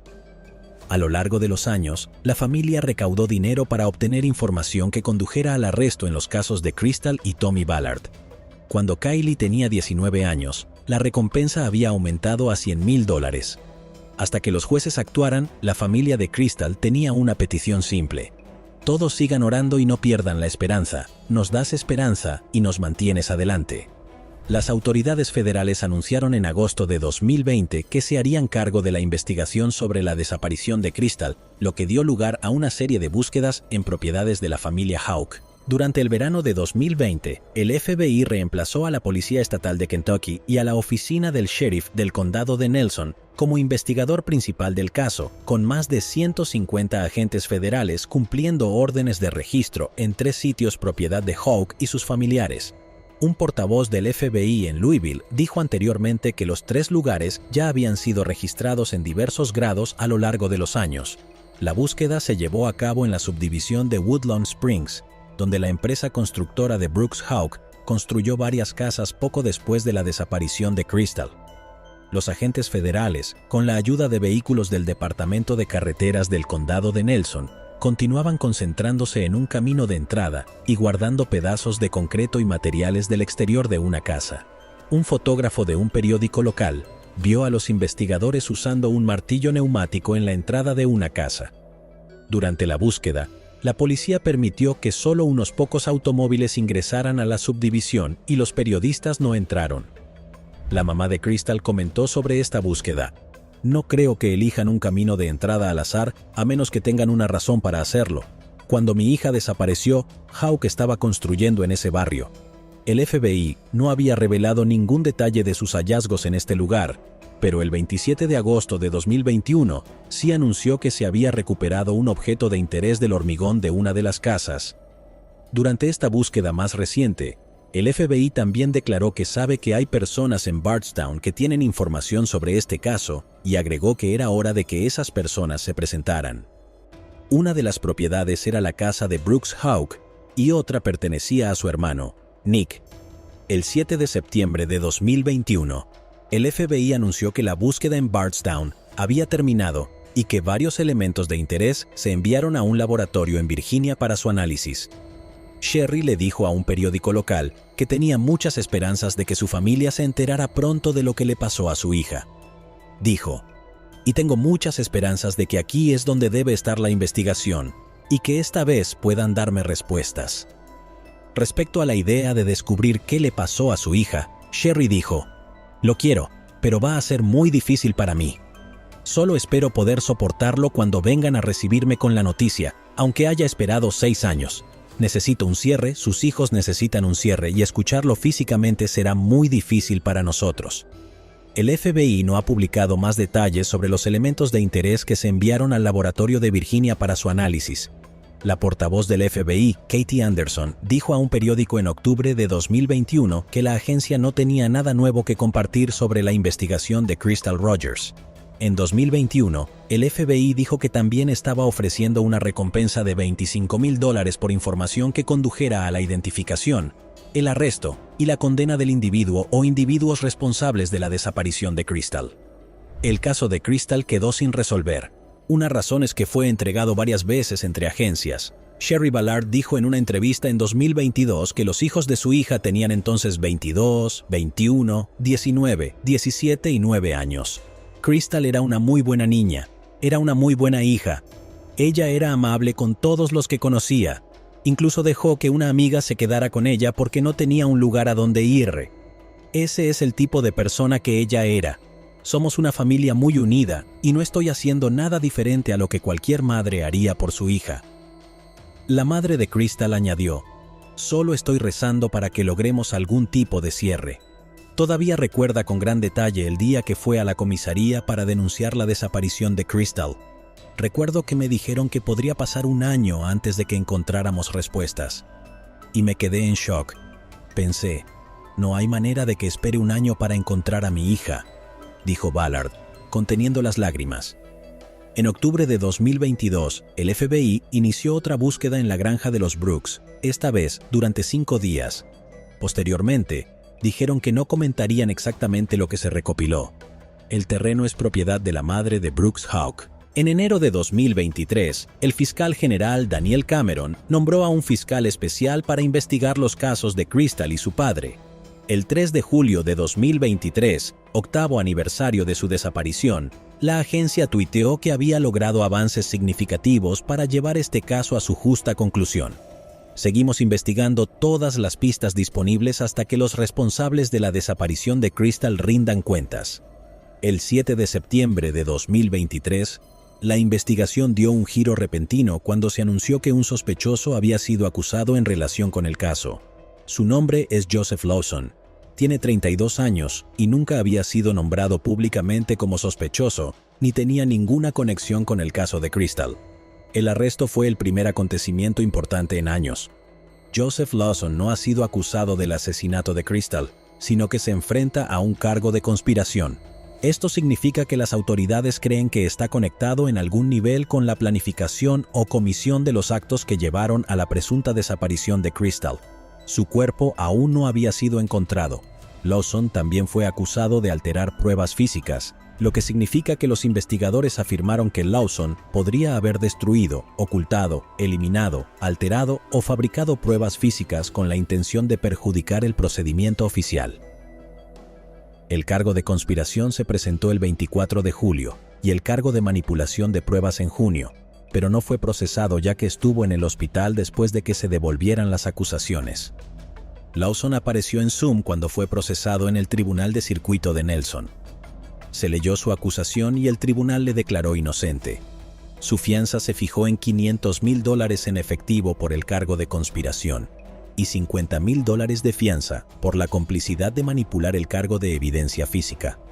Aunque la acusación no mencionó a Crystal por su nombre, dijo que entre el 3 de julio de 2015 y el 4 de julio de 2015, el acusado mencionado cometió el delito de conspiración criminal para poner fin a la vida de alguien, cuando con la intención de promover o facilitar el delito, él accedió a ayudar a una o más personas en la planificación o comisión del crimen, o en un intento o solicitud para cometer el crimen, cuando él o un coactuador intencionalmente le quitaron la vida a alguien.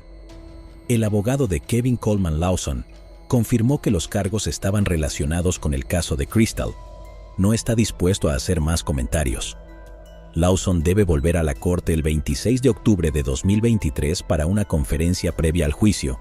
Esto no es el primer roce de Lawson con la ley que tuvo un pasado criminal con cargos que incluyen la posesión de metanfetamina, robo, allanamiento y asalto. Si Steve Lawson, que llamó a Brooks Houck la noche que Crystal desapareció, está relacionado con Joseph Lawson, no fue confirmado por los investigadores. Una búsqueda de registros públicos por un periódico, sin embargo, declaró que Steve Lawson en Bardstown, Kentucky, está relacionado con Joseph Lawson, ambos son de la misma edad. Un periódico local habló con el abuelo de Crystal, Till Ballard, quien confirmó que el FBI contactó a familiares para informarles sobre el arresto de Lawson. El señor Ballard padre dijo que cree que los dos asesinatos estaban relacionados. Dijo que espera que el arresto en el caso de Crystal conduzca a una ruptura en el tiroteo de su hijo. Tommy no iba a dejar de buscar a alguien, tenía que detenerlo. Creo que Lawson sabe algo sobre Tommy también. Lawson está en custodia, pero su ubicación exacta está siendo retenida como protegida bajo la ley federal. Luego, el 27 de septiembre de 2023, Brooks Houck fue arrestado y acusado de matar a Crystal Rogers. Su fianza se fija en $10 millones en efectivo. También se le ordena no tener ningún contacto con la familia de Rogers. En un comunicado, la oficina del FBI dijo que sus oficiales se han centrado en nuestro compromiso de responsabilizar a los que llevaron a la desaparición de Crystal Rogers. Hoy damos un paso significativo para cumplir con esa promesa. Houck fue procesado el 5 de octubre de 2023. El paso siguiente en el caso es anunciar una fecha de juicio. También se espera que una tercera persona podría ser detenido. Sherry Ballard dijo esto después de que se anunciara el arresto. Decir que hoy fue abrumador sería quedarse corto, escribió. He esperado 8 largos y horribles años para este día ver a Brooks Houck esposado. Es surrealista para mí. Siempre he sabido que era culpable, ahora todo el mundo lo sabrá. Ni siquiera reconozco las emociones que he sentido hoy. Creo que probablemente todo el mundo lo podría pensar. Tengo que decir, gracias al FBI. Dios me envió un ángel cuando vinieron a mi puerta. Conozco personalmente el trabajo que cierto agente puso en este caso, y las largas y agotadoras horas que pasó para que este día sucediera. Nunca olvidó el hecho de que yo era una madre y una esposa pasando por el momento más trágico por el que una madre y una esposa podían pasar. No puedo imaginar el peaje que esto le causó. Este día no habría ocurrido sin él, gracias a toda la ayuda que tuvo dentro de su oficina. Sus compañeros de trabajo trabajaron muy duro. Quiero agradecerles por cuidar de mí y de mi familia. Gracias también a la oficina del sheriff del condado de Nelson por ayudar a asegurar que este día ocurriera. Gracias al fiscal y a su oficina. Llegados aquí, ¿acaso no has visto este otro crimen? Yo no me lo perdería,